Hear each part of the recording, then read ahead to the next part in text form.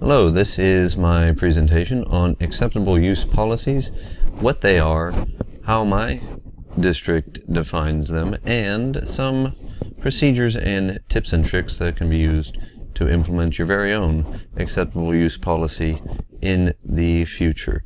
So for my presentation, we're going to start with what is an acceptable use policy. An acceptable use policy defines allowable uses of electronics and internet-capable devices in whatever organization you may be a part of. It's there to protect users and organizations from harm or harmful behaviors, and allows organizations to manage their network via what are called MDM or MAM procedures. MDM is mobile device management, which are ways for organizations to take control of user devices such as laptops or cell phones and either limit what they can do or actually block them and lock them from the user in case something nefarious is happening. MAM procedures are for the modification or the management of applications on a device. So companies can control the data that comes in or out through an application on a device, but they actually don't have control over the entire cell phone or laptop or whatever device is there. That can be up to the company as to what they want to do.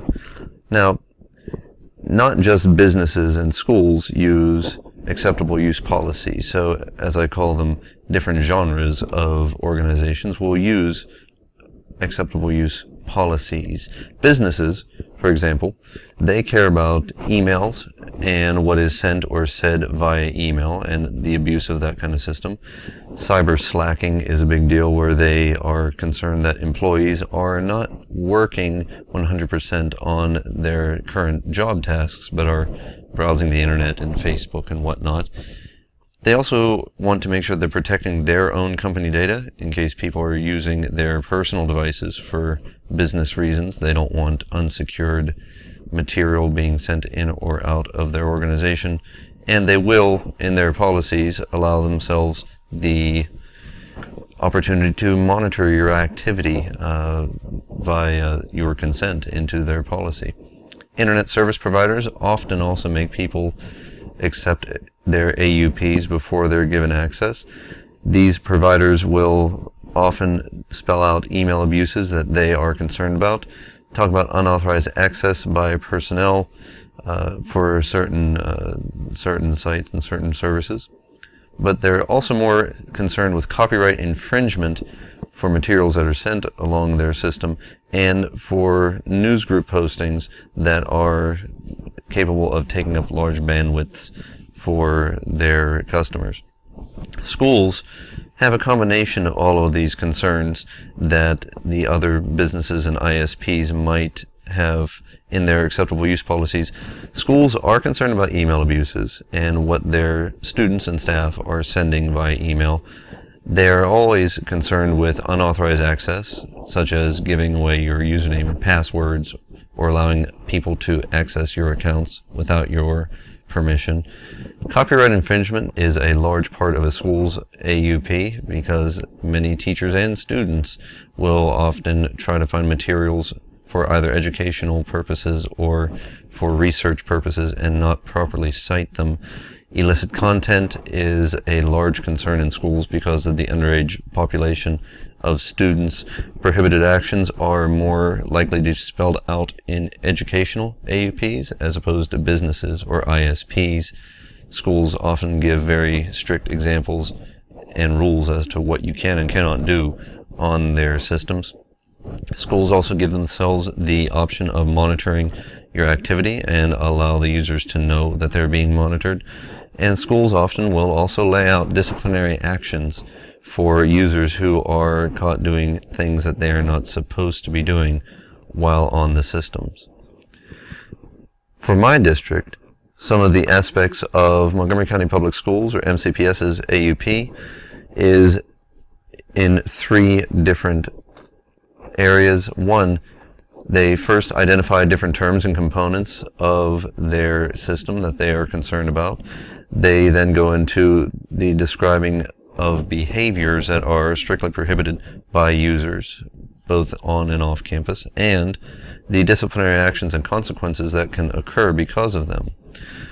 The acceptable use policies are given to both teachers and students. A simplified version of an AUP given to students is this one right here that is sent home at the beginning of every school year.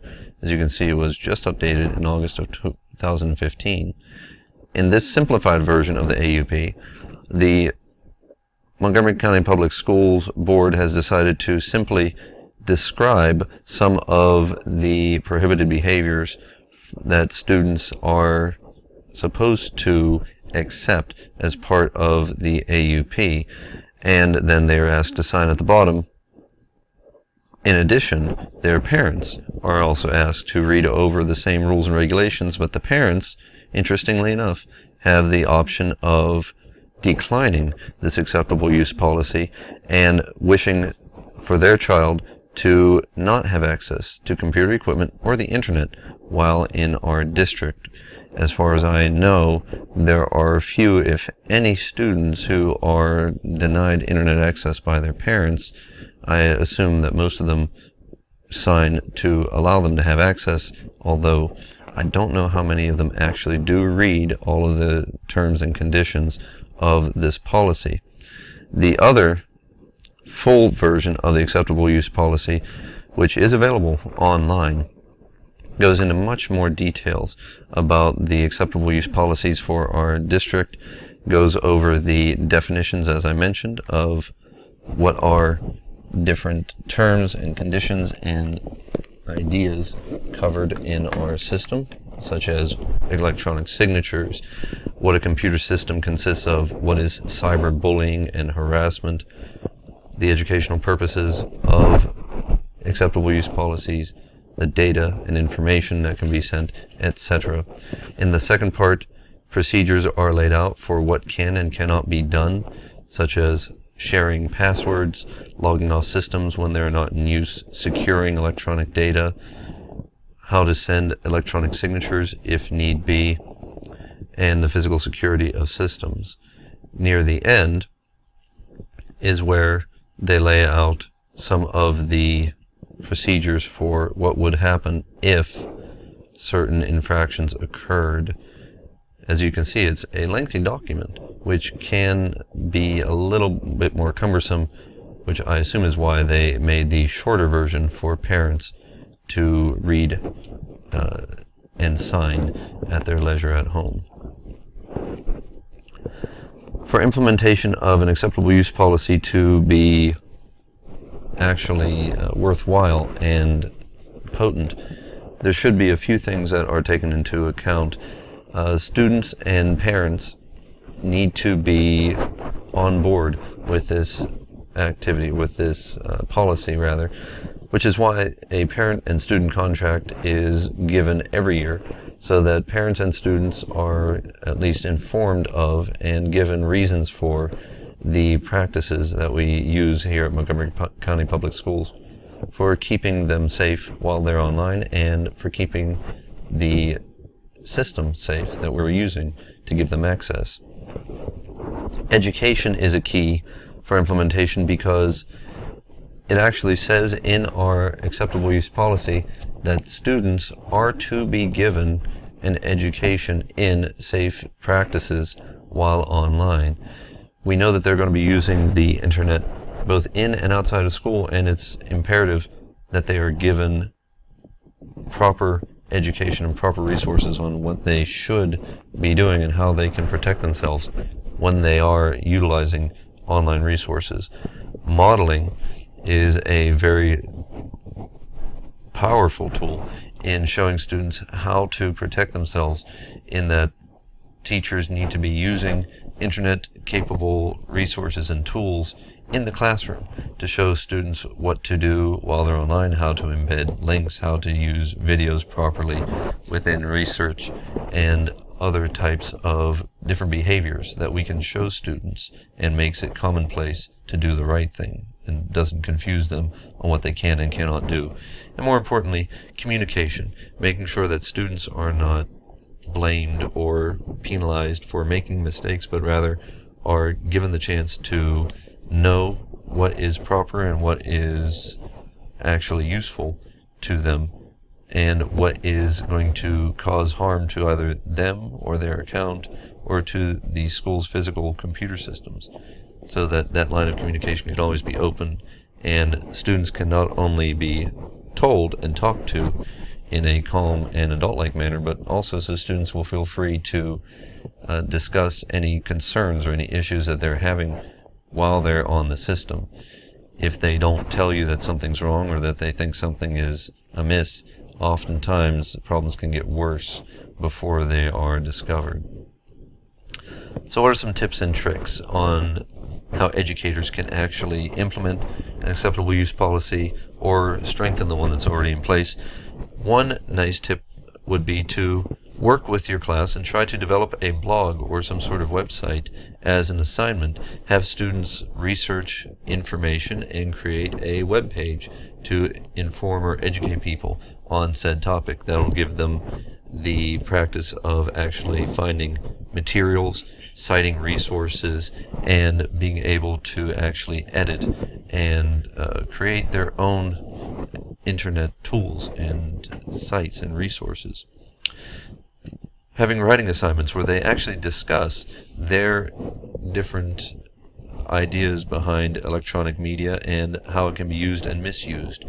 Many students will already have their own examples from their own life experiences that they can draw upon, and sharing them with one another, sharing them with their peers as well as with their parents and their educators, is often a powerful tool in giving them life lessons and finding these teachable moments that we can discuss together.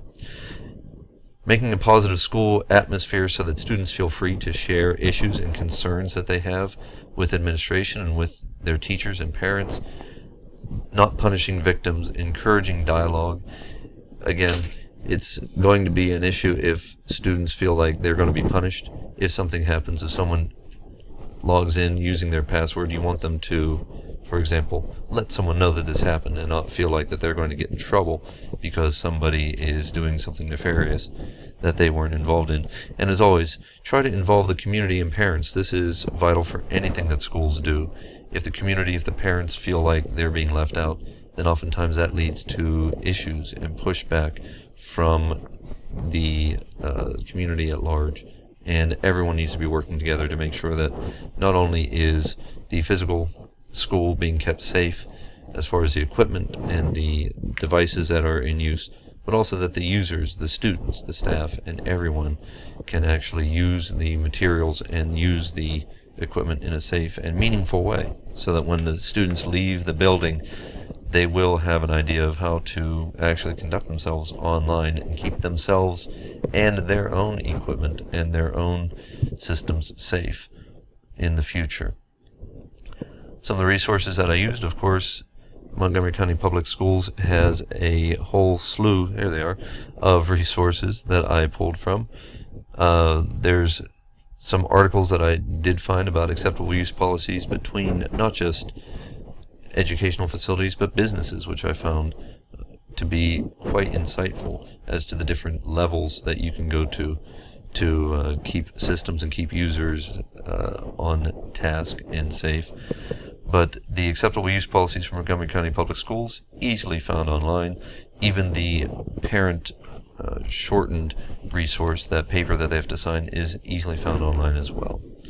If there are any questions or concerns, I hope that you will email me or ask me any questions that you may have. And I hope that you all enjoyed my little presentation on Montgomery County Public Schools and their acceptable use policy. Thank you.